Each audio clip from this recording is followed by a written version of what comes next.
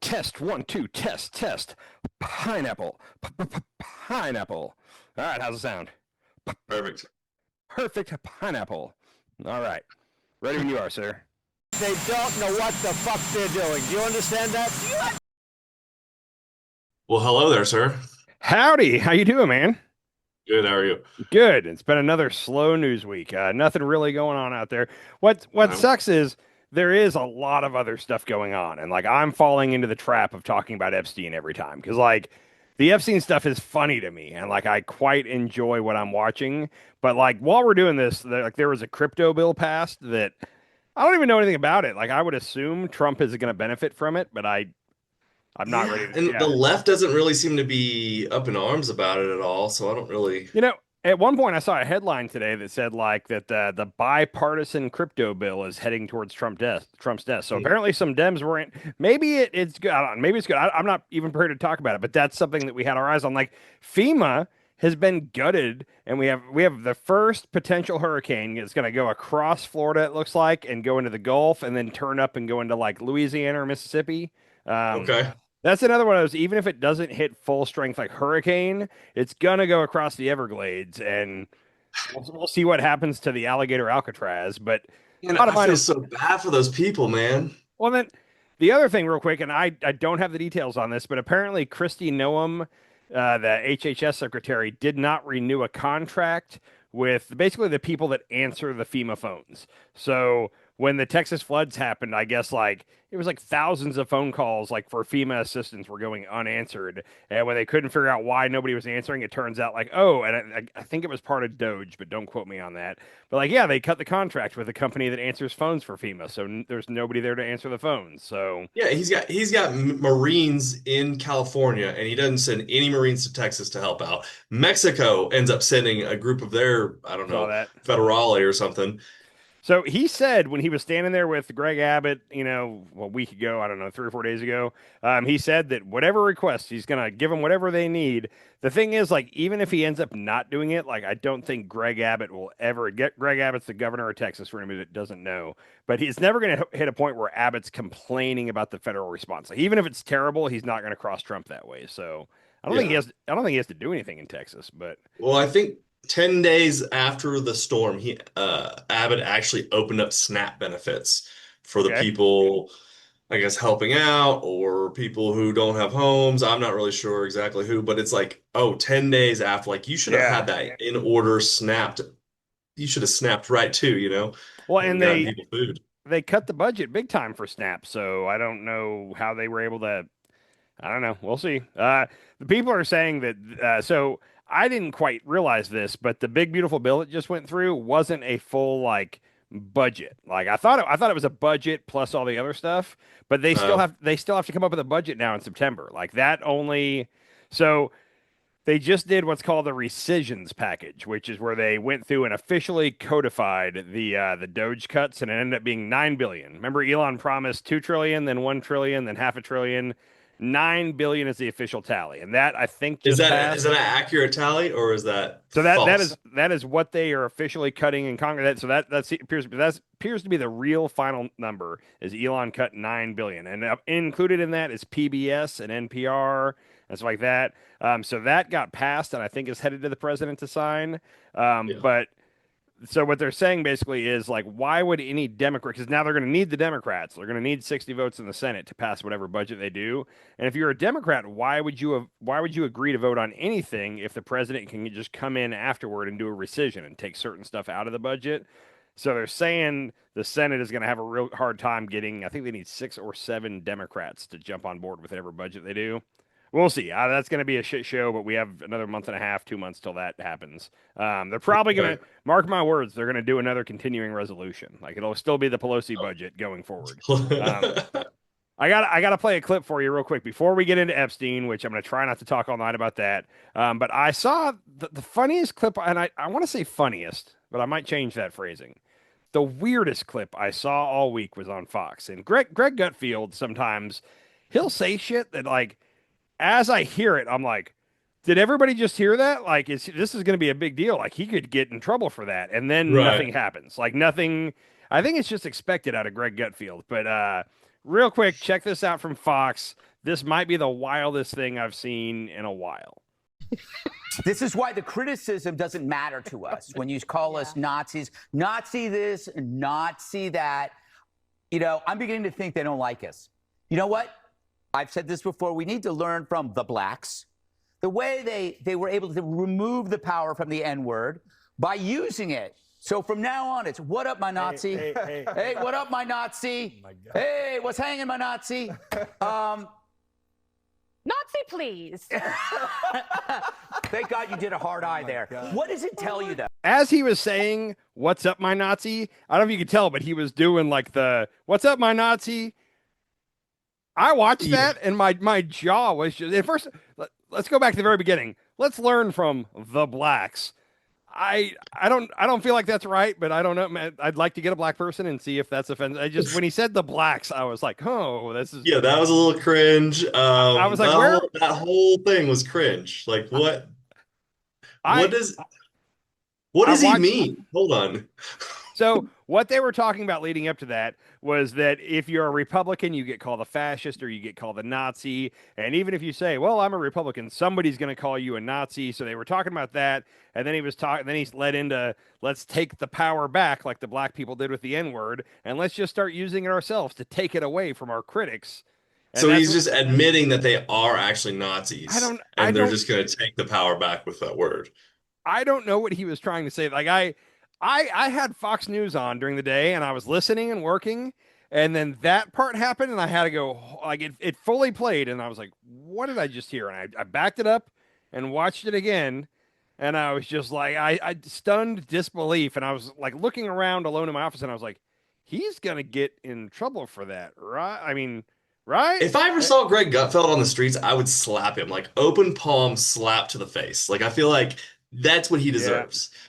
You know, there's a chance you might get to see him 5 nights a week on a like for real channel these days. I don't know if you saw Stephen Colbert, the Late Show. The Late Show's been on 35 years or something like that, and it is officially getting canceled in May. Stephen Colbert will be out of a job.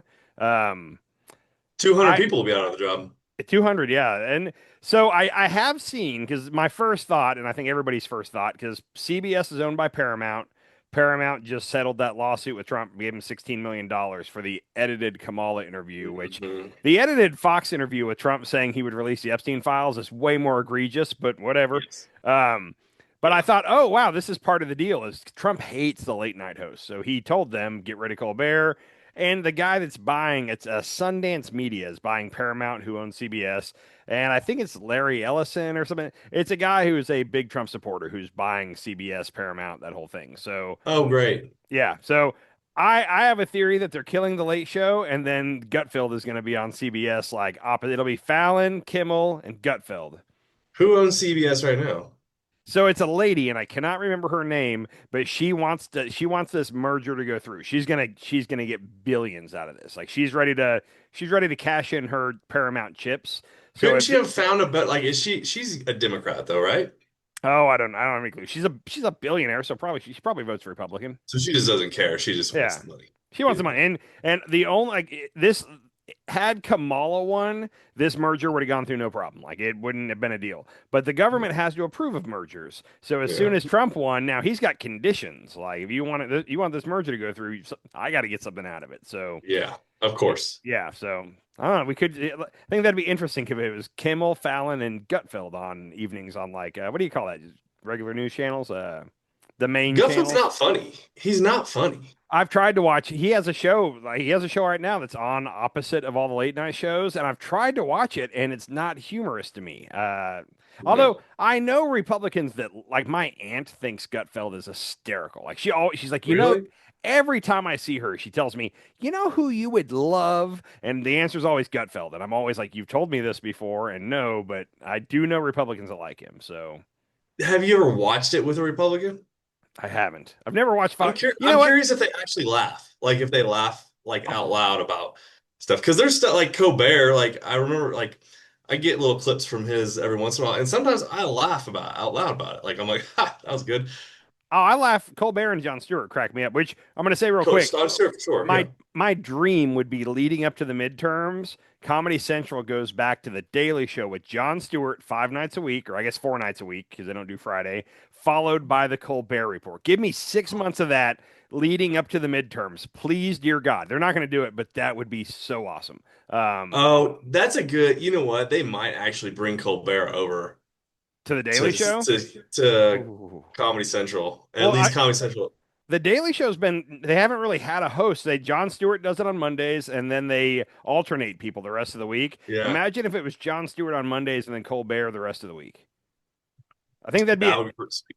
that'd be a big pay cut, I think, for Colbert, but I wish he would do it. So anyhow, we got to talk a little bit of Epstein. First of all, remember that clip last week where Trump was like, I don't know. Are we really still talking about Epstein? Like, why are we doing this? You would think that somebody would have told him, hey, like, not the right tack to take with your base, sir. Like, they're offended by you saying that. Well, he also said like, I don't need my base. He called them weaklings. He said, Yeah. what did he say? He said, anyone who falls for this hoax, he no longer wants the support of weaklings who care about Epstein. So I, okay, well, let's watch this. Let's watch this clip real quick, Okay. and I'm going to go on a rant about this. Check this out from Fox. I know you've urged people to move on, but I'm curious, why do you think your supporters in particular have been so interested in the Epstein story and so upset about how it's been handled? I don't understand it. Why they would be so interested. He's dead for a long time. He was never a big factor in terms of life. I don't understand what the interest or what the fascination is. I really don't. And the credible information's been given. Don't forget, we went through years of the Mueller witch hunt and all of the different things, the Steele dossier, which was all fake. All that information was fake. But I don't understand why the Jeffrey Epstein case would be of interest to anybody. It's pretty boring stuff. It's sordid, but it's boring. And I don't understand why it keeps going. I think, well, really only pretty bad people, including fake news, want to keep something like that going. But credible information, let them give it. Anything that's credible, I would say, let them have it. Okay. He's guilty. He's 100% guilty. A couple things about that. First thing, he said at one point there, like, I don't know why they care about Jeffrey Epstein. He was never like a big deal in terms of life. And it's a weird little Trump. At one point during his first term, there was a hurricane that stalled over, I think it was Harvey. It stalled over Houston and dropped a lot of water. And he said, like, it was so much rain in terms of water. And I remember that always stuck with me because I was like, what? Oh, yeah. What? But that's just like, that's a Trump mannerism, whatever. But that didn't make any sense in terms of life. I think maybe he was thinking he was never that big of a deal in terms of my life. Maybe he was trying to bat, like, but it just came out in a weird way. Yeah, maybe. Now he went on. What was it? I think it wasn't News Nation. It was Real America Voice or whatever. And I didn't pull this clip because it was an audio recording that was kind of bad. But he went on there and he said that he and Bondi looked through the files and he said all the stuff in there about him was totally fake. And like you could tell he slipped up and said that because then he tried to kind of correct things. And it was like, whoa, hold on. You just admitted that you're in the file and whatever it is fake. Yeah. Let me say this. This is my little rant here, okay? Up until the last 7 or 8 days, however long since whenever they said there is no new Epstein stuff, my view changed. But up until that point, I've told you before, I've said many times, I don't think there's going to be anything in the Epstein files that directly points at Trump as diddling kids. Like, I feel that way. If there was, it would have leaked by now. Like, there's so much leaking that goes on about Trump. So if there were some real accusations in there that Trump was diddling kids, I think it would have gotten out by now. That's been my thing. Now, I think his name's in there. Thousands of hours of video. Again, I think that if Trump was implicated in there, and I used to think, up until 10 days ago, I used to think that if Trump was in there, somehow something would have leaked out about it. We'd know. I figured he obviously has close ties to Epstein, and his name's going to be in there a bunch. And at one point, I guess Epstein hooked Trump up with a 20-year-old when he was like 52 or 53 or something like that, and Trump was dating this. So there's going to be some stuff in there like that doesn't look good, but nothing illegal. Like I've really felt that way. Based off how Trump started reacting, like the day after they came out and said nothing to see here, case closed, everything Trump is doing is making me think more and more that he is guilty. Like he's in here and it's bad. Like Yeah. whatever's in these files is so bad that Trump is willing to basically nuke his whole base and say, oh, I don't want your support anyway, you weaklings. Like it's got to be. I mean, I don't know what to say other than it's got to be bad for Trump or it's got to be bad for Israel. That's the other thing is it could just be Israel or I get everybody saying it's either Israel or it's somebody close to him. I can't think Yeah, of but anything. if it is the Mossad or whatever doing all this stuff, like I don't think they care if it comes out. I don't Oh, think Israel's gonna care. I do. Like, I oh, anti because it's Epstein and Epstein was doing. Yeah, okay, never mind. yeah, his Check that out. anti-Israeli sentiment is already at an all-time high in America right now. Like a lot Yeah, of people in America are realizing why are we giving this money to Israel? Why are we always having their back against all these other countries? Like it's growing big, and I would say it's the Republicans' fault. And I'm trying to say this articulately, but like they came out so strongly, like arresting the people that were writing op-eds about Palestine and all that, like throwing them into detention, disappearing them, like that didn't help their case. I think they thought like let's silence these critics and this will help us, and it yeah, ended up being a backlash to it. So I think Israel would really like that it not come out. I don't. It's got to be to me. I don't think there's anybody close enough to Trump that he wouldn't throw under the bus. Like I think by this point, if it was just somebody in Trump's orbit, he would have thrown him under the bus by now to save his own skin. Like it's Israel or it's Trump, in my opinion, and I'm thinking it's more likely. I still think if there was some solid evidence that Trump did something, we'd have found out by now. Like somebody would have leaked that.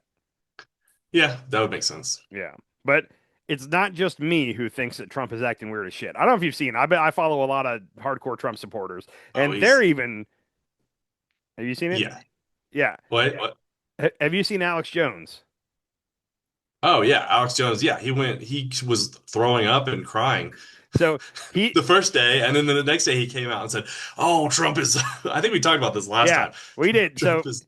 every time Trump posts something new, I wait like 30 minutes and then I go look for Alex Jones to see what he's saying about it because he does a reaction video now at least once a day to whatever Trump says.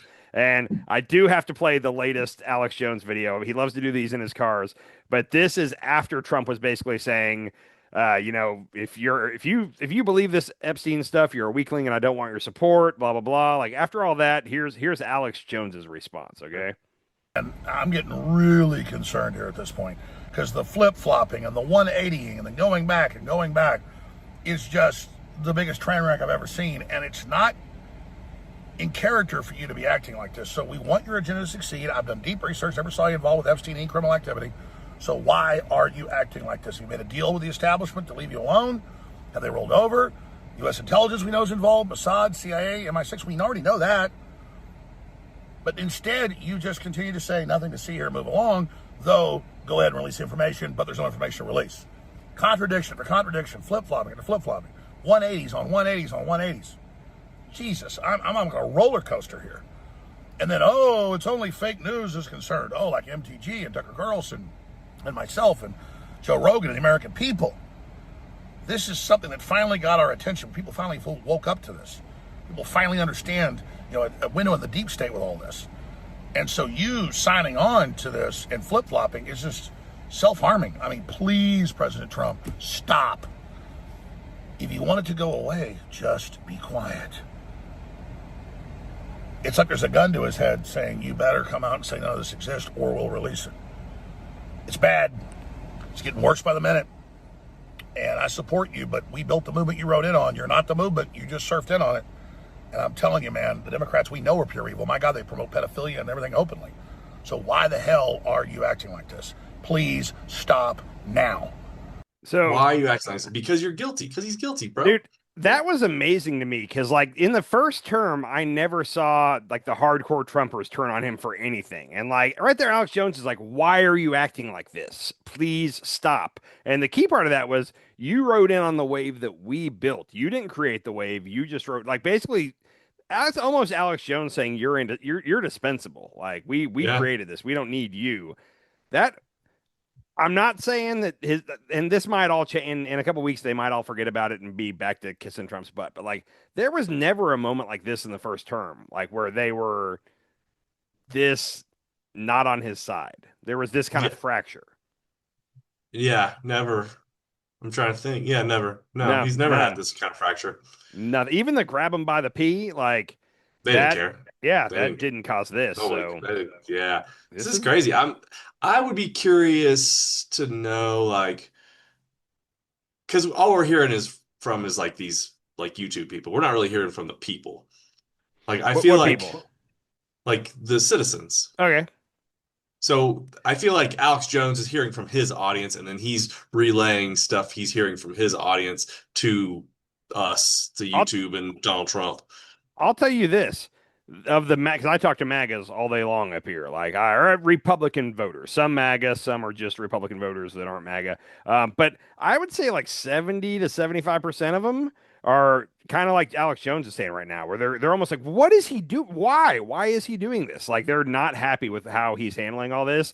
And then the other ones, nobody has told me like, oh yeah, I've seen all about it and I'm good with what Trump's saying. Either they say, I haven't even seen it, I don't know what's going on, or they say, what is he doing? Like he seems guilty. Yeah. What's going on here? So that's kind of the reaction I've gotten. So I Yeah. would love for one Republican to come up to me and say like, yeah, I've been watching all this and I think Trump's absolutely correct and he's perfect and I still love him. Like I have not gotten that yet. Okay, good. So Interesting. how much do you know about the new Wall Street Journal article that came out last night? Oh yeah, yeah. Okay, and This I is don't. amazing. Maybe you can tell me more about it because I don't know everything. But for the past 2 days, I kept seeing reputable people on Twitter were saying like, "Hey, there are rumors going around that there is a newsroom here in Washington that is about to bust a big story on Trump," and like that was going around for like 2 days. And I honestly, I see that every now and then, and nothing ever happens. So I was like, whatever. Then it came out right before the article dropped, and I think the White House kind of let this out, but that there was an article that was about to drop, and that Donald Trump is threatening to sue the people if they publish it. Turns Hmm. out it was Donald Trump, Pam Bondi, and Carolyn Levitt were all calling this newspaper saying, and the newspaper called them to get a quote on the story, which is standard practice. And they went into attack and said, if you dare, and they did sue today. We'll talk about that in a minute. They filed a suit. But it turns out what makes this great is it's the Washington, what, not the Washington Post, the Wall Street Journal, excuse me. Do you know who owns the Wall Street Journal? Isn't the same guy that owns Rupert Murdoch? Yeah, Rupert Murdoch. Murdoch owns Fox News, the New York Post, and the Wall Street Journal. So you can't really attack this as being some liberal media newspaper thing. Like this is Rupert Murdoch's paper. He had to have signed off on this story going out.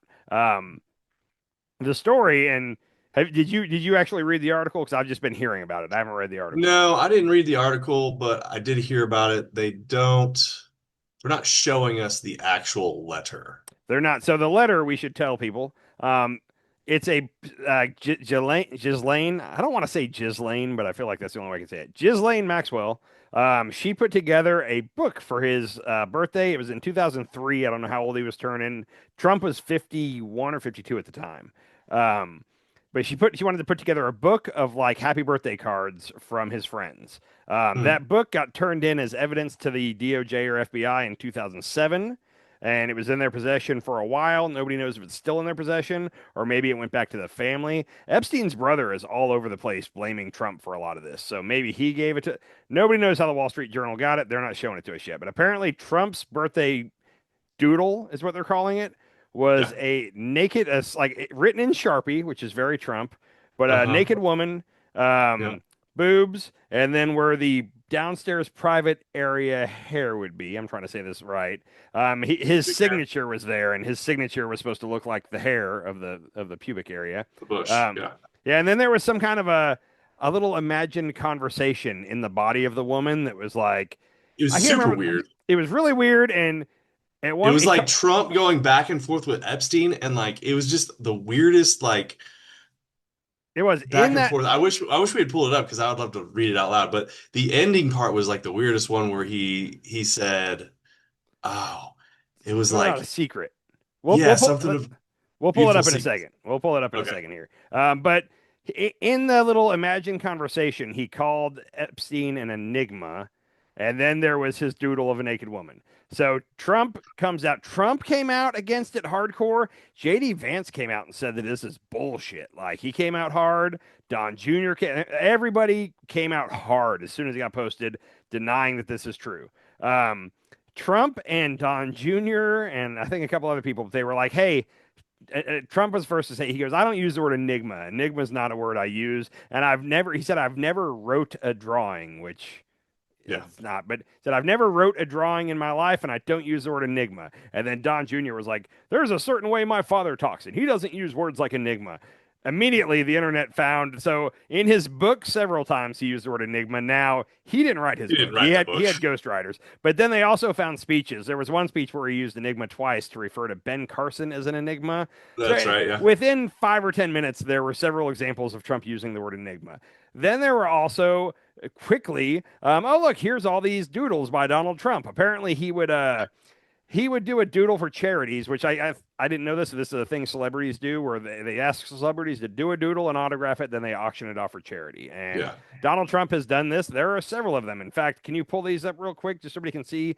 Trump's not a bad artist. In fact, it makes me think Trump didn't do it. So these are all of Trump's doodles that he sold for charity. On the right, there's actually an article, a sketch Donald Trump made for the Manhattan skyline is up for auction. And now, these are so bad. I was gonna say I thought they were good for Trump. Honestly, I didn't think Trump had much artistic ability.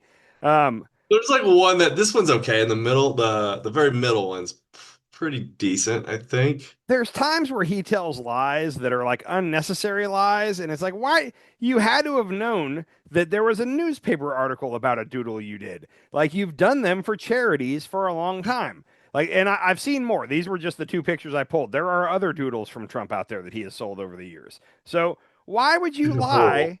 Why would you lie and say, I never say the word enigma and I've never wrote a drawing in my life when all this is out there? So you can pull he's scrambling. He's so scrambling. He just doesn't think before he talks. You can pull this down now. I will say there's a chance that Trump's being honest here. I thought about this today. Would you be shocked if it turned out that Trump had an assistant somewhere that is somewhat artistic and he was like, hey, I need to make a doodle for this auction. Can you make me a doodle real quick? And then they did him a doodle and he signed it. I can see that totally happening. I'll bet he had somebody where that's who he goes to for doodles. And when Ghislaine said, hey, I want a doodle for Epstein's birthday, he probably went to that person and said, hey, can you make me one for Epstein, make it a naked lady or something? And then he just signed it. No, these are so bad. They're definitely Trump. Okay. I'm giving him the bet. Maybe he always said, oh yeah, this is my doodle, but it wasn't him. But I don't know. I could see that.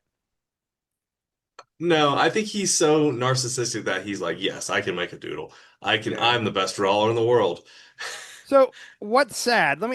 This was my doodles always go for tens of thousands of dollars. Like, he would brag about it.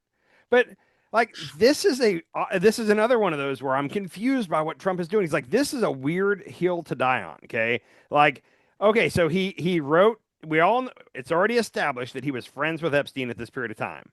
And he drew a crude picture of a naked woman and signed his name in the pubic area and gave it to him. It's like, we already have the whole grab him by the pee. We know that he slept with Stormy Daniels in like 2005. Like, had this just came out and Trump not said anything, like, would it have been that big a deal? Like, this is nothing new about Trump. Trump drew a picture of a naked lady. I mean, it'd still be a big deal because it is linking him again to Epstein. The thing is Trump has tried to keep his distance from Epstein this whole time, right? He pushes himself away, but he was best friends with Epstein for like 15 years. They knew each other for 15 long years. They were like, Epstein was a member of his club. Epstein was using Mar-a-Lago to recruit women. If you believe it, they were best friends for like a decade. They were best friends for a decade. Yes. Yeah. So hold on. This imagined conversation. I'm trying to find the whole thing. Enigmas never age. A pal is a wonderful thing. Happy birthday, and may every day be another wonderful secret. There was more before that, but that was the end. That's another weird. Wonderful secret. What is that even like? Yeah. That's weird.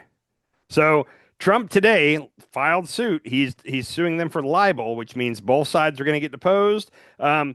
Here's what's weird.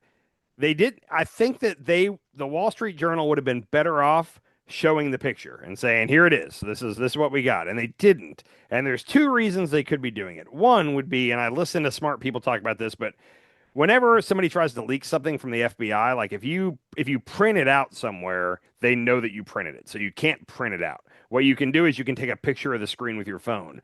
But whenever anybody pulls up an image or a document, whatever, there's like a watermark type, some kind of identifiable feature to where if you take a picture of the screen with your phone and then they find that picture, they can tell whose computer had opened that. Like there you get caught that way. That's how they caught Reality Winner, apparently, the girl that leaked stuff in Trump's first term. Okay. So if that's the case, if somebody from either the FBI or Department of Justice took a picture with their phone and gave it to the Washington Post cannot let anybody see that because then that person will get fired and maybe sued or in prison. I don't know what could happen. I mean, he's leaking sensitive information. Espionage? I don't know. Yeah. Is that So part of espionage? Yeah. so the Trump Justice Department would, if they find out that somebody from the Justice Department leaked that, like that person, they're going to throw the book at hardcore. The Sure. other thought, and I think this is very believable, there's a way that journalists do this to get the most life out of the story. The Signalgate guy wrote the story first and let everybody come out and deny it and let them deny it for a couple days, and then he did the pictures and said, "Oh, I have screenshots of the whole thing." And Yeah. they could be doing that where they're going to post it and let Trump sue them and whine and call them liars, and then Monday drop the picture, and then maybe they have even more after. Because there's people saying this is the tip of the iceberg. They have a lot. I don't know if that's true. So they might be trying to draw it out into a multiple news, which is really weird that it's Rupert Murdoch's paper doing this. Like if it was MSNBC doing it, that's one thing, but like Rupert Murdoch. And the best part of this, it broke last night while Laura Ingraham was on the air, and she goes to commercial and says, "Oh, and we just have a new explosive piece from the Wall Street Journal. We'll talk about it after the break." And goes to the break, and then when she comes back, just moves on to the next subject and never mentions it. And nobody on Fox mentions it all night last night. So the theory is that somebody called Laura in the break from the White House, most likely, and said, "Shut the heck up! Like you are not going to talk about this." Anyhow, that was weird. Yeah. Well, I mean, Trump cost Rupert Murdoch a lot of money. The Dominion case, The Dominion case. $787 billion. Was it billion? Was it billion? Million? No, it was million. I think it had to be million. 787 million. Okay. I'm going to say that. I think. So the other fun fact we learned today, Senator Dick Durbin, who is a Democrat, he's launching his own little investigation into what's going on here, and he's got whistleblowers from the FBI that are saying that in March and April, so it was back in like early March when Pam Bondi gave all the influencers the Epstein phase 1, binder, and they all came out smiling, holding their binders up, and then they took a whole lot of heat after that, and after that she ordered a review of all the stuff, and they ordered the FBI agents reviewing this to flag every time Trump's name came up in any of the documents. So they went through and put like a post-it note or something on that page saying Trump's on this page, and then they had to turn it all in. So did somebody go through then and take all those pages out that involved Trump, or we don't know, but they were told. Well, even Trump just said, like you said, that Trump just said in that interview, every time my name was in there, it was a lie. Yeah. He didn't. That's not word for word, but that's basically what he said. So he's just admitting it. He's also now claiming that Obama and Hillary and Biden and James Comey and all these people, they wrote the Epstein files and to hurt him, basically. And Megyn Kelly said that whoever left these files for the new administration left them in a way where it points directly to Donald Trump. That's what she's hearing. So my fear is, I mean, I'm guessing it's all backed up. I'm guessing there's multiple backups of everything. I hope so. Because I wouldn't put it past Trump to just toss it all, throw it all in the trash, get rid of it all. I mean, if it's backed up, he could get the backed up. I mean, if he wanted to make it all disappear, he could now. Yeah, I was going to say, really though, could he? The only way he could get in trouble for doing that is if the Republicans in the House and Senate decided they were going to like impeach him over it, and they're not gonna. So I think he could do it and not face any consequences from anything real. The voters maybe, but there was one guy on he was talking about this, and he was saying like he was part of, I guess he was part of the Jeffrey Epstein trial. I Okay. don't know if he was the judge or a lawyer or what, but he was like, I know all the names, I know all the people, what they did, That's everything, but I can't say anything because I am like under like I think was it judicial. an old guy? Yeah. That's Alan Dershowitz. So Okay. yeah, he's the one that got a massage, but claims that his underwear stayed on the whole time. Yeah, he was named as one of the bad guys in one of the lawsuits, and he has been out there saying he's innocent ever since then. But he said that the names were blacked out, but he could tell by the context clues of like what was going on who it was. So he says he knows everybody that's in those. So Huh. anyhow, where we're at now, it's a hoax and it's not real. But Trump has ordered, or he last night he said that he wants the DOJ to ask the judge in New York to release the grand jury testimony from the Ghislaine Maxwell trial. Now, Oh. he's making it seem like, okay, and first of all, there's so many things. He's making it seem like here we're trying to give you something. First of all, the judge will take a year to decide it because she's going to want to hear from the victims came in and testified, and they don't want to be out there. So she's going to Yeah. want to talk to everybody, he or she, I don't know who the judge is, but they're going to want to talk to everybody who was involved and who testified in front of the grand jury. And then on top of that, Ghislaine is right now trying to either get a retrial or get her case thrown out. So it's almost like her case is on appeal right now. So the judge is not going to release that testimony until that's all resolved. So it's a smart move by Trump because he can say, look, I'm trying. I'm going to ask the judge, but the judge can't release this right now. Did we talk about how the Republicans just voted down? Dude, I didn't They pull. just like she came to him and was like, "Yeah, I'll come and testify in front of the House or the Senate, either one. I'll come testify and tell you everything." And they voted on it, and the Republicans just completely turned it down. They said, My "No, we're not interested." the most ridiculous part of that is like Mike Johnson was doing an interview with Benny Johnson, the guy me and you both are not a fan of, but Uh-huh. he was doing it in the Capitol. And Benny Johnson he's been pro release all the info. And he asked Mike Johnson about Ghislaine testifying in front of Congress or just releasing everything. And Mike Johnson was like, yeah, I believe in transparency. I think the best thing to do would be release it all. He finished that interview, went straight into the House floor and voted against her testifying and voting against releasing it. And so like 4 times in the last 3 days, Republicans have killed a bill that would have eventually got to they weren't all to the point of actually being the final floor vote. Some of them were like in committee, but Republicans keep blocking it. So and Marjorie Taylor Greene, even she tweeted like, we should see a full release, and then like 20 minutes later voted not to do a release of the Epstein files. So Oh, wow. it's been a lot of them. They keep going in front of the camera and saying one thing and then going on the House floor and voting the other way. It's the most Congress is hypocritical all around, but this is some of the most hypocritical shit I've ever seen in my life. Yeah. It's ridiculous. There's So, something in there, man. I'm wondering. And like, you see Pam Bondi standing next to Donald Trump mm. like recently, and she just has this kind of look of like disgust on her face. I think you're talking about there's a video that's been circulating of Caroline Leavitt standing next to Trump outside of the White House when he was talking. Both of them. Both Yeah. of them. There's Yeah. one where she's just looking down and like I'll bet she's in her head. She's like, "What did I do? What am I doing with my life? Like, why am I here?" I don't know. Maybe not. The other thing, real quick, about the grand jury testimony that he's gonna try to throw us a bone and release that. That trial happened in 2019. Who was president in 2019? Trump. Do you think there's any way the prosecutors asked anybody in front of the grand jury about Trump at all? Oh yeah, 110%. No, I'm saying not at all. There's no way. What? That they were under the rule of Bill Barr. Bill Barr is controlling that case at that point. Is he going to let them ask any questions about Donald Trump?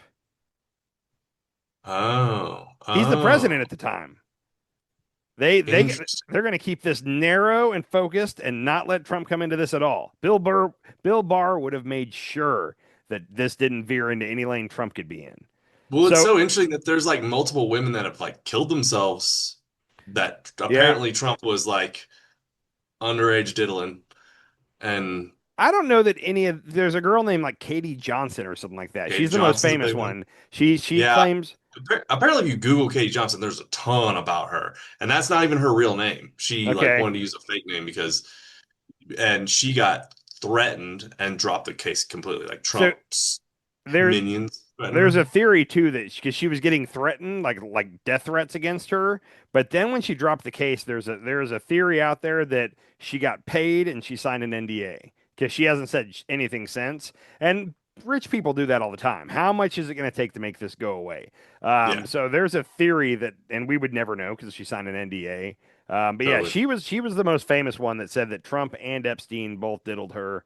We can't use the R word on here, but I like diddled. And also, my favorite new nickname, I've seen several people on Twitter referring to Trump as Donnie the Diddler. And I don't know why, but I love that. And that is from now on what I'm calling our president is Donnie the Diddler. Donnie the Diddler. That's a good one. You can't be diddling kids, man. Anyhow, last video on Epstein, then we're going to get off this Epstein stuff. But I've seen, and this has been several of them. I'm going to pick on Bill O'Reilly here because I haven't played a video of his in a while. But Republicans, when they go on Fox, they're just inventing an alternate history. Like they'll say stuff that is just not factually true. Like I've seen several of them saying, well, Epstein killed himself under Biden's watch, or Ghislaine got convicted under Biden's watch. And it's like, no, both of those happened under Trump's watch. Like, what are we doing here? Right. Finally, one of them went outside of the comfort zone of right-wing media. Bill O'Reilly went on News Nation. The end of this just cracks me up. So this is from News Nation real quick. The Biden administration had exactly the same thing the Trump administration has on Epstein. Exactly. Right. Because Epstein was convicted during the Biden administrations. Not one time did Hakeem Jeffrey call for any exposition of what the Biden Justice Department knew. Not once. So this guy's a top phony. Okay, he's a political player. He doesn't care about the truth. He doesn't care about the people. Hold on, Bill. This is what hold on. he I does. just got. Hold on, Bill. Hold on. You said Epstein was convicted during the Biden administration. Epstein committed suicide during the Trump administration. Yeah. So. Yeah. So. Yeah. So. Yeah, you just kind of blew your argument up there, buddy. But yeah. So well, whatever. Anyhow. But Biden was president, so this is one thing that they're bringing out is like, why didn't Biden release anything? And that, to me, that is the, like, again, I go back to the very beginning. If there was real evidence in here that Trump was diddling kids, it would have been leaked. I feel strongly that somehow it would have gotten out. I don't think that everything bad about Trump gets leaked. There's people that work in the government that want to hurt Trump. Like that whole deep state is after Trump thing. There's an element of truth to it because if there's anything negative about Trump, it finds its way to a paper. So yeah. I think it's a low-level staffer, whoever it is. That or the Biden administration really just didn't care. That was in the past. It wasn't really brought up. Nobody really cared. Like, or the other thing would be we could take down Trump with this. But in doing so, we're going to take down Bill Clinton for sure. And then the other thing is it's a lot of big money Democratic donors. That's who everybody thinks is part of this. So it's like, if we take out Trump, we also are going to take out several people that the left relies on for financing or whatever. That's the theory is. It's one of those. Yeah, so they kick the can down the road to Trump. And knowing he's not going to release it. Yeah, because he's in it. It is working. So that's all I got on Epstein tonight. I will say this. The Flagrant podcast, which is Andrew Schultz's podcast, they had Sauger from Breaking Points on, and it came out yesterday. But it's 3 hours of Sauger going through like a timeline of Epstein, like starting with when he got out of college. He got his first job for Bill Barr's dad, had no business being a math teacher at a prestigious university, but somehow got a job teaching math at Dalton or I can't remember, the Dalton School or something like that. And then every time he moves up, it's a job he has no business getting whatsoever. But he kept getting these jobs, getting placed in charge of huge portfolios financially. It's very interesting. Like if you watch that, you'll walk away going, okay, Epstein is definitely an intelligence asset. It's just a matter of was he for America or Israel? Or my theory, but after listening to Sauger, he was an American intelligence asset for many, many years, and then he became an Israeli intelligence asset. That's my theory. Oh, interesting. Probably both. I mean, yeah.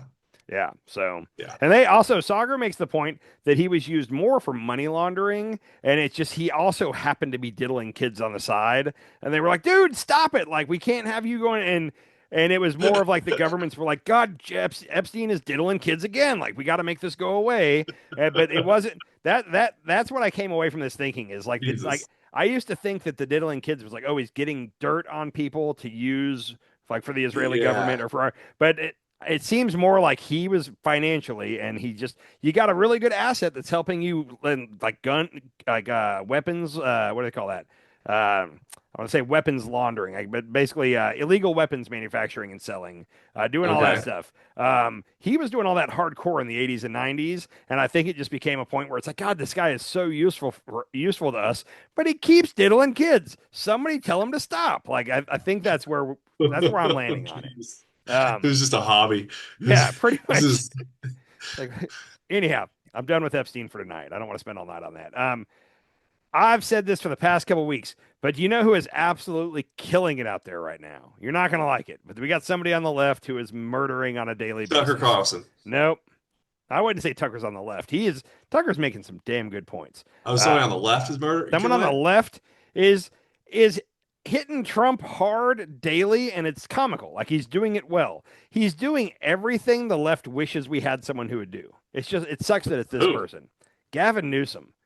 Dude, Gavin Newsome is killing it right now. And I don't like Gavin, but man, and like even like Trump the other day, he released a tweet where he was like, I just spoke to Coca-Cola and they're going to basically do real sugar in their Coke. I can't remember the wording of it. And Gavin immediately afterward quote tweets it, and he's like, oh, awesome. This will totally make me forget about Epstein or something like that. And it's just like, oh, from the top rope, Gavin Newsome comes in and he's doing it left and right. He even went on the Sean Ryan podcast, which I watch that guy occasionally. I actually don't dislike him. But he's like a former operator, like Navy SEAL or something. And on that podcast, they kind of blindsided him. They were like, hey, Joe Rogan texted me because I told him you were coming on, and he has some questions for you. And Gavin was like, I actually love Joe. I know he doesn't like me, but I love his show, blah, blah, blah. What do you got? And then it was questions from Joe that Sean Ryan was reading about the vaccine and all kinds of COVID stuff. And Gavin handled it so well. Like, even Sean Ryan was like, oh, I see. And like, it might have been total bullshit. I don't know factually if it was correct. I just know that he got through that really well. Okay. We're in danger of having a primary where Gavin Newsom's going to run away with it. Just he's the only one out there that's really sticking it to Trump on a daily basis, and I think that's what the left really wants, is for someone to just fight him. Yeah. I mean, that makes sense. We're in danger of it. You know what else Gavin did recently that I was like, bravo. Okay, what did he do? He got a thank you, like a public thank you from the Texas governor. Greg Abbott. Really? Because he sent supplies and stuff, right? After Gavin is hungry for the presidency, but he's doing everything you want him to do. Like, I still say having a California liberal as your head of the ticket is going to be hard when it comes to the election. Maybe. There's so many things you can point out with California and how dysfunctional it is, and he's been running that state. Like what though? What's so dysfunctional about California? The homelessness. The homeless. So the homelessness thing is really a product of just they have great year-round weather. If you're going to be homeless, go to California. The weather is fine all year round. But what do you do with these people? I believe they've had budget issues, and I don't know that I'm 100% accurate on that, but I think that they've been over budget a lot. They spend a lot. I could be wrong on that. Yeah, but they're like the number one state to give money to the federal government. They do. And also, I just thought about this. Not meeting your budget apparently means nothing to any of us anywhere because of the big beautiful bill and all that. So saying that he spends more than he takes in shouldn't hurt him at all. Like I said, I'm coming around on Gavin Newsome, and I've never liked him, but man, daily I see something from Gavin where I end up like giving him props, kind of. I'm like, oh shit, Gavin, way to go. I like Gavin Newsom. I just don't know about the presidency of Gavin Newsom. That's my whole thing. I'm just telling you, everything he's doing right now is he's setting himself up for a presidential bid. There's no way he's doing all this and he's not going to run. So, he's definitely he wanted that. He wanted the endorsement before, right? He did, and he, like I said, I think he's gonna be one of the finalists this time. I said that last episode. He's a finalist, but you know what else he's doing that I'm loving? I don't know if you saw this, but Trump and Greg Abbott, they realized that the primaries are going to be hard for them. They're probably going to lose the House. It's not a for sure, but right now it's looking like they can't keep the House. The only way they can keep the House is by cheating. Cheating could be a couple different ways. Try to suppress the vote in certain states, not have midterms. People are speculating he's just going to not have midterms. I don't see how he could possibly do that. Yeah. But what's the most reliable way to cheat when it comes to House seats. So Gerrymandering. There we go. I'm glad you were on the ball on this. Trump and Abbott are working on a plan right now to redraw the districts in Texas. I'm going to let. Oh, did I freeze? Ah. Hold on. There we go. I'm gonna let Trump tell you what their plan is here real quick. Check this out from Fox News. Are you calling then for a complete redrawing of the congressional map ahead of next year? Just a very simple redrawing. We pick up 5 seats. And but we have a couple of other states where we'll pick up seats also. And what if that causes So that's the plan going into the midterms. Is they're going to hurry up and redraw a bunch of lines. He says they can just pick up 5 seats. Now, whenever this is going to be harder than he thinks, because whenever you redraw these maps, it always gets challenged and goes in front of a judge. And the Republicans have to show that, changing demographics, population, people moving into new areas, and they have to, it's supposed to try to keep it fair to where it's an equal mix of black and white and Hispanic and blah, blah, blah. So it's supposed to be every 10 years when they do the consensus, right? And he's trying to do a consensus. The census. Say it again. Just census. Oh, it's just a census? Yeah, the census. Oh, okay, yeah. So he's trying to do a mid-year census or a mid-sentence census. They're not even going to do a new census. They're just going to redraw the maps, and they're going to try to claim that it's in the effort of being more fair. But now you have Trump saying we're doing it to pick up 5 seats, so that could be problematic. But Gavin Newsome did a hold my beer thing, and he was like, perfect. I can call a special session right now in California, and we can redraw the maps and get 12 or 13 seats out of it. So he said it, and I didn't know if he was really going to do it, but now he is. He's calling a special session. They're going to change the California. They're going to go through they're going to change the California Constitution, apparently, do an amendment to it to be able to and basically he said, hey, if Texas is going to do it, we're going to do it. If Texas wants to not do their thing, then we'll hold off too. But let's go. We want to redraw maps. Let's redraw maps. Okay. Dude, that's what I think a lot of Democrats want to see.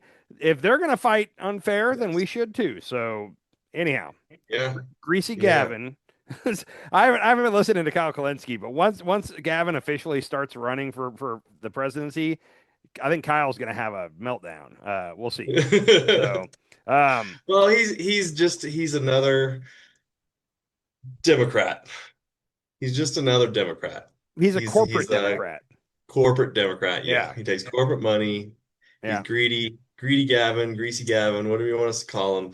Yeah, and that's why I don't really like him that much, but I also do like him on our side. Like he's good to have on your side. You know what? You know what might not be a terrible ticket, honestly, because the problem with him is he's corporate Democrat, and he's trying to remold right now into the populist Democrat. That's not what he's ever been. But imagine if the ticket was Gavin Newsom with Vice President AOC.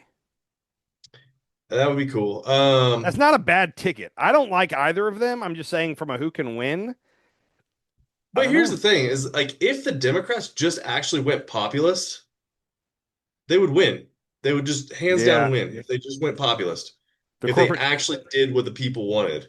The corporate Democrats have been fighting that off successfully for like a decade, ever since Hillary. More than a decade, since the 40s, 50s. No, I mean, it's become a fight ever since Bernie and Hillary in 2016. That was when they fully... But the last real populist the United States ever had was Theodore Roosevelt, the most popular president ever. Yeah. Theodore or FDR? I think you're talking about FDR, not Teddy. Yeah, I think it was Teddy. Didn't he? He had 3 terms. You're thinking of FDR, Franklin Delano. FDR. Yeah. Okay. Teddy was like 30 years previous to that. Good president, but not a populist. Okay. So yeah, FDR. FDR. Okay. So he was the last populist president we ever had, and he won 3 in a row and then stepped down. I think you're right. I'm trying to scan the presidents and see, but yeah, we haven't really done populist here in America recently. So Trump's kind of a populist. Trump says that he's a populist, but then what he does is not populist. But he tells that's what I'm saying. Is like they all say they're populist, they're going to do something, but they don't do what's actually the populist vote. Like legalizing marijuana has been in the populist movement for 5 decades, I don't know, since the 90s or something. Which there's actually a movement now to revert back. Like more and more states have been legalizing it, and like on the right, there's a small but loud group that's trying to get them to go back and make it illegal again in certain states. And like they're mad. They think it's ruining society. There's a lot of things ruining our society. I don't think weed's one of them, but anyhow. I know Yeah. I know that adult films aren't one of them, but I'm now Oklahoma. Sorry, I'm a little bitter right now. You're so bad. Texas and Oklahoma took away like all the adult websites, and there was one remaining that the running joke was like, oh, they must not know about this one. There was one operating, and a couple days ago, I saw Shane Gillis on his podcast, and he was talking about the fact that Texas found out about this last one, and like he doesn't know what he's going to do now. And I sent it to like 3 of our Texas buddies, and I was like, ha ha ha, like you guys don't have one anymore. And then like later that day, I discovered that I also don't have one anymore. So I have bummer. I don't know what I'm gonna do with myself. You need later on. You have to teach me how a VPN works because I don't know the first thing about a VPN. But anyhow, the fun joys of living in a red state. Yeah. Last thing I got for tonight, and then if you got, we were going to talk about Trump bringing back coal. I didn't read up on that, so I don't know if you did. But No. we've got the tariff. We got to start talking about the trade deals. The tariffs. The tariffs are now set to hit in 11 days.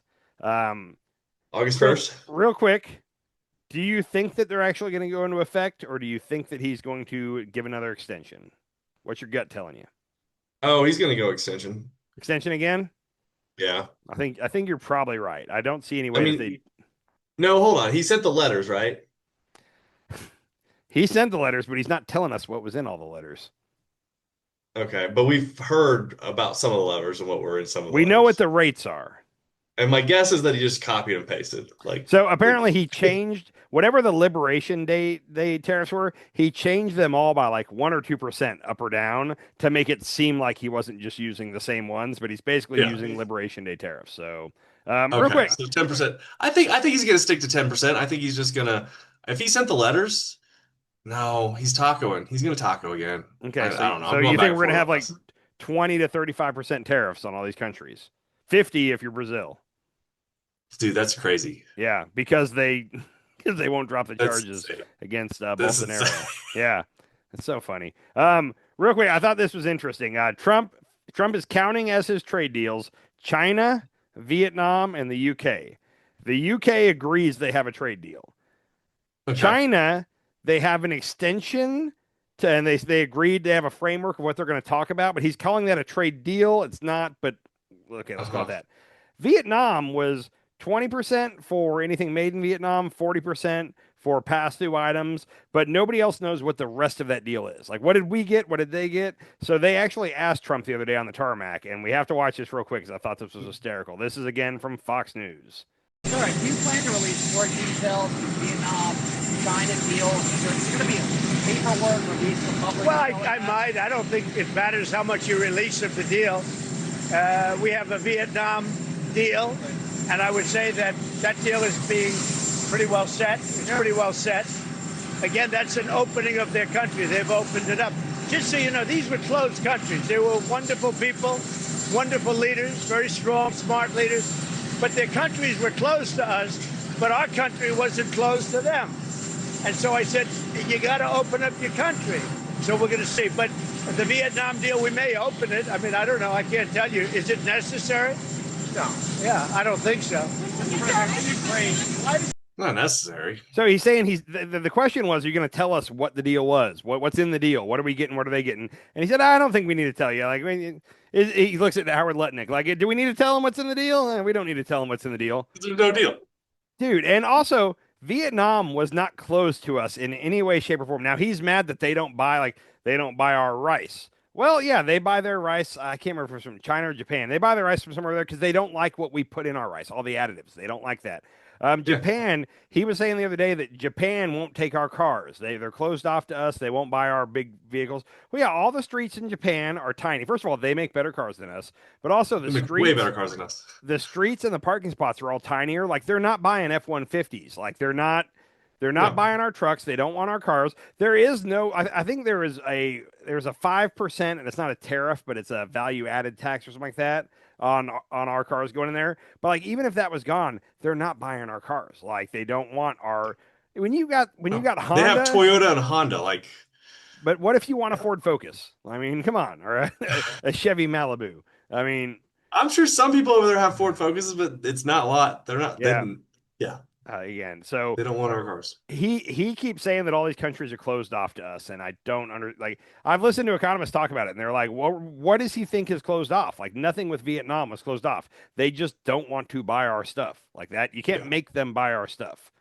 Yeah. We don't make anything. What we do make costs more. Like that's where it's at. So anyhow, with the trade deals coming, inflation has ticked up the last 3 months. It was at 2.1 in April when he announced the tariffs, and then it went to 2.4 and then to 2.7 in June. So we've gone from 2.1 to 2.7. We are averaging going up 0.3 every month. Once these tariffs hit, it's going to spike, and it's going to, I don't know what it's going to be. If you're adding, let's say average of 25% tariff on just averaging out all the countries, like that's going to make it spike. What do you think? Do you think he's gonna like let the tariffs go through, and then like once the economy just starts cranking down, he's gonna be like, I take it back. At that point, it's too late. He can't. He'll look like a total taco at that point. So I don't think he cares at this point. I think he's accepting of the taco-ness. He might be. I mean, it's weird. He's supposed to be the deal maker. He's definitely not. But he can't make a deal. And I think that we're in a game of chicken right now, where a lot of these countries are like, all right, put the tariffs on, do it, and we'll see who breaks first, because our economy is going to immediately have issues, and they think that Trump will find a way to claim victory, but then pull the tariffs off. Which I don't know how 100%. He's going to pull the tariffs off. But what's killing me though is I keep seeing posts on like Twitter and stuff where they're like, oh, where's all this inflation we were supposed to see with the tariffs? And it's like, well, Right. First of all, inflation is ticking up, but also he keeps delaying the tariffs. Until he actually puts the tariffs on, we're not going to see the inflation. So I don't know. It's like I wanted to get into shouting matches with people online. I Oh, know. inflation's only 2.7. I thought we were paying the tariff. We're not doing tariffs yet. Like it feels like we are, because he's been talking about it for months. We're still not there. He's also trying to like convince what's his name to drop interest rates. Jerome Powell, and he's threatening to fire. He's talking about firing Powell, and that's I should have pulled this video, but he said the other day, he's like, I don't know why Biden appointed Powell. Dude, Trump appointed Powell in his first term, and he said that on one of the news shows that Biden was the one who appointed him. Like, what are we doing, man? So funny, Powell. The newest line, Peter Navarro has been saying this. I got a clip we're going to watch in a minute. In fact, let's just watch the clip and then we'll talk about it. He'll do it way more justice than I can. Last video of the night. Here's another one from Fox. And what we know, Will, is that when we put tariffs on, the foreign countries, particularly the ones that depend on us the most, they have to eat the tariffs. So tariffs, they're not tax hikes, they're tax cuts. We've had $100 billion so far we've raised in 6 months. We're going to have trillions over the 10 years, and that's going to pay for the big, beautiful bill, tax cuts and debt reduction by the tune of about $2 trillion. We like where we're at. He's just a liar. So the tariffs are not a tax. They're actually a tax cut. I don't know how you make that real. Like, they just say stuff. This is what they do, is they just say stuff, and they're every time. Go ahead. Their audience is uneducated. Okay, yes. Most of them. That's factual. Right. That is factual. This is factual, right? I can say that's factual. Their audience is uneducated. Real quick, for anybody watching this, there are every study you can imagine showing that the more educated a person is, the more likely they are to vote Democrat. That's just real. Yeah. I'm not saying anybody's stupid out there, but that's just a real stuff. And Trump figured this out early, that if you just say something, they're gonna believe you because you're the one on TV. You're the one wearing a suit with a red tie, and you're on TV and you're speaking very confidently. And now you're the president of the United States. So anything you say, these people just believe you full fold. What you say is God's word. It's not just saying it; it's repetition, and there's a psychology behind that. But if you hear something a couple times in a row, then you just start to take it as fact. Oh, I've heard that. I've heard that a bunch recently. I've heard it from I heard it from Greg Gutfeld, and I heard it from Donald Trump, and I heard it from Peter Navarro, and yeah. So it's repetition, and right there, first of all, he's talking about, oh, we've already taken in billions, and we're going to take in trillions.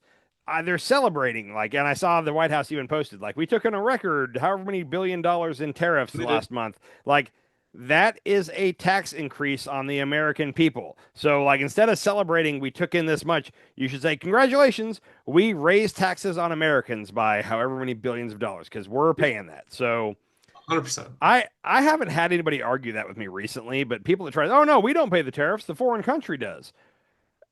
I don't know how I could even argue that at this point. Like, that's not true. The importer on the American side is the one who has to pay the tariffs, and they're going to get that money back by increasing the cost to whoever the distributor is. Like, that's how it goes. Right. So let's say you're a business in China, and we raise tariffs, and let's just say it's a TV or something, and it's $100. 70% of that is paid by the American consumer. They're going to eat 30. They're going to eat about 30%. So the company's going to eat a little bit. China's going to eat a little bit, but most of it goes to the American, to the end price. It appears that each product is different, but it's between 70 and 80%. So the either, and it's a combination of the manufacturer overseas and the importer on our side is eating combined either 20 to 30% of it, and we're getting the remaining 70 to 80% of it passed on to us. So that's where we're at. I don't know. At this point, I hate to say it needs to happen at this point. Like, I'm tired of arguing with people over whether or not the tariffs will kill our economy. Do it. Well, do it. It's just like we had a buddy, and they're not going to even notice. Like, it's just psychologically, they're saying that prices aren't going up, so they're not going to notice. Remember, we had a buddy who was talking to a couple of our other buddies and was like, "Man, yeah, like they keep saying that. What was it? It was eggs." He was like, the price of eggs is lower than ever. And they're like, are you serious? This is when the eggs were like $15 a dozen. It was right after Trump took office, and he was like, he's already lowered the price of eggs. They're at an all-time low. And it's like, hold on, whoa. They've gone down a tiny percentage, but they're still really high right now. And that's what, like, beef, like red meat, beef and steak is up right now. And I keep seeing reports on how much it's up. And the thing is, you can only deny that for so long. At a certain point, when everything costs more, it's going to be affecting people's pocketbooks. And I think there's going to be no way that will be a reality check. You can't fake your way through that. Oh crap, we're having trouble making it every time I go to the grocery store. It's crazy. Yeah, like I said, we're not where we're going to be, and groceries are the least of our concerns. It's back to school is coming up. Like, if he does these tariffs on August 1st, like back to school is right after that. Like, good luck. Like I'm at the point now where I want him to stop chickening out and do the tariffs just because I'm tired of seeing people post like, oh, I thought inflation was going to go up. Well, no, okay, put the tariffs on. Let's watch inflation go up, and then let's talk. Like, that's where I'm at. So yeah. Ugh. I hate to say it. Yeah. Did you already buy your back to school stuff? No, actually, you know what? This is the difference between being a husband and a wife. Prime Day for Amazon happened about 10 days ago, and I was looking at pickleball paddles. I got my pickleball paddle right back there, by the way. Okay. But I was looking at like pickleball paddles and like all kinds of guy stuff. Nothing for my family, nothing for my child at all. And at one point, I showed my wife the things I was looking at, and she just looked at me and she goes, you know, I've been doing nothing but back to school shopping this whole time on Amazon Prime. And then I looked at our order history, and she was ordering like school supplies and all that stuff. And I was just like, oh, like I never even thought about the fact that we have a kid. So yeah, but luckily my wife handles that, so I'm good. I'm gonna assume that she's gonna get it all ordered in time for school. Yeah, so we got that going for us. Yeah, and I heard it was Amazon Prime Day was like really low this year. Down 41% compared to last year. So that's I'm waiting because we're going to see Q2 is going to come out here really soon. And they were saying that Q2 is going to be the last decent quarter, and then Q3 is going to be where everything turns south if he puts on the tariffs. Based off a lot of stuff I'm seeing, I think people are still just scared. So consumer confidence is low. People aren't spending money. I got a buddy up here that put his house on the market, I want to say 4 or 5 weeks ago now. And for years, if you put your house on the market, it was sold in a week or two. Like, people are lining up, and they have already dropped the price $30,000, and they've got nothing, no traction whatsoever. And I'm in the home building industry. Houses aren't getting built right now. Like duplexes, townhomes, and apartments are getting built because nobody can afford a house. But like, there's no new builds for houses. It's just, I think everybody's afraid of what's going to happen. So people are hoarding their money right now. They're trying to build Yeah. up a little savings for if the economy goes south. And then once the tariffs come in, they're going to need that money. I hope I'm wrong, but I don't think I'm going to be. So yeah, I hate to say it, but I think that Trump has to kind of crash the economy just so that I can get my vindication and be like, there, you see what happens? We've been talking about this for months now. You voted for Trump, and this is what we get. Yeah, I mean, I'm so sick of them. Anyhow, I feel like, and it's people I don't know. It's people on Twitter and stuff, but they're just like, oh, where's all this inflation? Yeah. Anyhow, that's all I got. That's all I got for tonight. We were going to talk about clean coal, or sorry, not coal mines staying open, but I didn't do any research on that. I hope you're okay with that. Yeah, the only thing I know about it is like he's keeping coal mines open that are like really old. Mm-hmm. So, that are like trying to shut down, but he's like pumping money into them to like keep them open.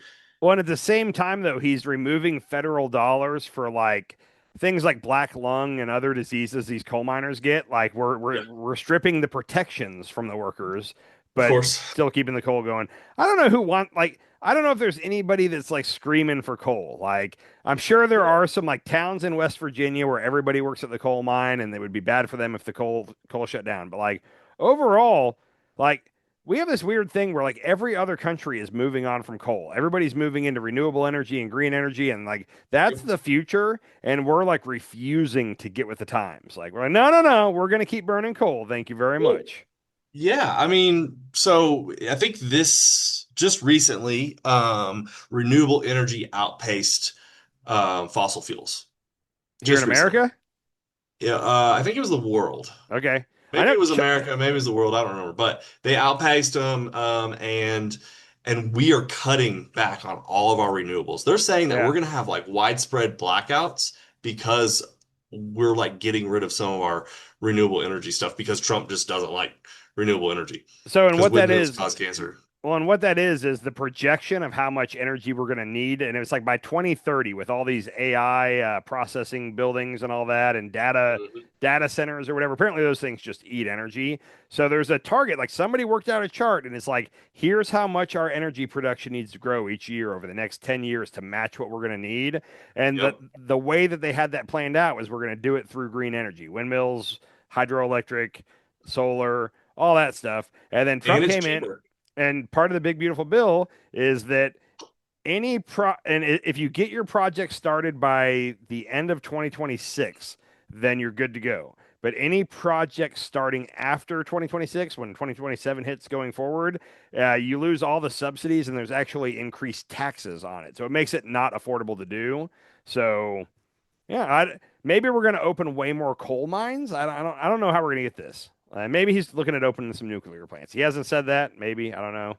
But where's the energy going to come from? So, again, I don't know. This is another one of those things where if you were China and you were trying to hurt America, you couldn't script it any better than this. Like we were doing so many things to shoot ourselves in the foot and help China, that I'm just like, what? Anyhow. Yeah. Crazy time. So, hey, but at least we're going to go to war with Russia here soon. Did you see this is freaky? I guess Trump asked Zelensky, the president of Ukraine, on a phone call just recently. He just asked him, and he said, Trump later clarified because this got out, and the media was like, "What the heck?" And Trump said, "Oh, I was just wondering. I was just asking." But Trump asked him, "Hey, if we gave you the weapons, could you strike Moscow? Like, could you bomb Moscow?" Oh yeah. And Zelensky was like, "Yeah, we could." And he goes, "Okay." And it's like, "Well, hold on. Don't even talk." Like once Putin hears that, like now we're ratcheting shit up. So yeah. I mean that's World War III right there, bro. Yeah, we're gonna supply long range weapons for Ukraine to strike Moscow. I want to help Ukraine. Like I'm a pro Ukraine guy, but like also let's not start World War III here, like at all. I don't know. Yeah. It's gonna be interesting. So subscribe, comment in the section. Yeah, be sure and watch. How did we only get like 7 views on the last one? I feel like that was a good one. I was telling one of the dads tonight at soccer, like the one before that, we had like 430 views, and it's like, all right, we're picking up steam. And then the next one's like 7. Yeah. Like, how does that work? I don't get the algorithm at all. Yeah. Should we like praise YouTube? Like, do we have to do like a YouTube prayer? Hey, YouTube. I think we need to sacrifice something. I don't Oh know, yeah. a chicken or a goat. I don't know. To the Okay. YouTube gods. The YouTube gods. Yeah. So anyhow, yeah, like if you're watching, like and subscribe because that might help us in the algorithm. I think the key is I just got to put a state's name in. The two best videos we had, one of them had Wisconsin in the title, and the other one had Okay. Texas in the title. Yeah. So And comments help. Comments actually do help. I've noticed that when Yeah. we get a comment or two, like that really pushes it. Yeah. A state. What state are we gonna put in this one? we got to talk about a state. We talked about Texas, the floods, California. Gavin Newsom. Greasy Gavin from California. I can't wait to. I kind of like the. I got a title for us. What's the title? Donnie the Diddler. Donnie the Diddler. Yeah, the Donnie the Diddler from Florida. Hey, we'll work a little Florida into there. Boom. Okay, we got it. Donnie the Diddler from Florida. I love it. So, all right, I'll talk to you soon, man. Peace. Later. Sometimes you eat the bar, sometimes the bar eats you.